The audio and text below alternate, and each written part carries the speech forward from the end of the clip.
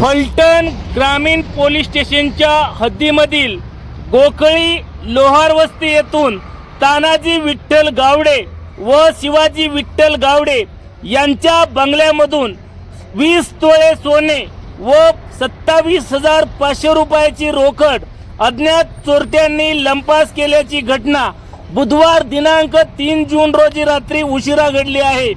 अज्ञात चोरट्याने बंगल्याच्या पाठीमागच्या बाजूने वरती चढून आतमध्ये प्रवेश केला। यावेळी टेरेसवर घरातील लोक झोपले होते।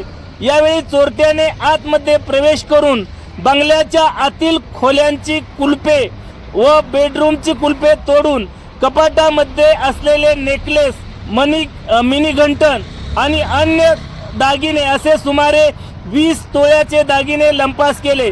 तसेच 27,500 रुपयाची रोकडही लंपास केली। पहाटे 5 वाजण्याच्या सुमारास घरातील महिला उठल्यानंतर त्यांच्या हे लक्षात आल्यावर त्यांनी घरातील शिवाजी गावडे यांना ही घटना सांगितली।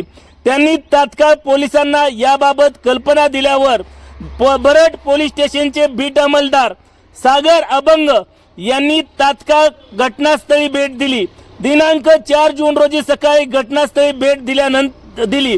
यावेळी पोलीस पाटील विकास शिंदे यांनी ही घटनास्थळी भेट दिली। यानंतर घडलेल्या घटनेबद्दल पोलीस अधिकाऱ्यांना याबाबतची माहिती दिली आहे। फलटण पूर्व भागामध्ये चोऱ्यांच्या प्रमाणात वाढ झाली आहे। रात्रीच्या वेळी चोरटे घरामध्ये प्रवेश करून सोन्याचे दागिने लंपास करत आहेत।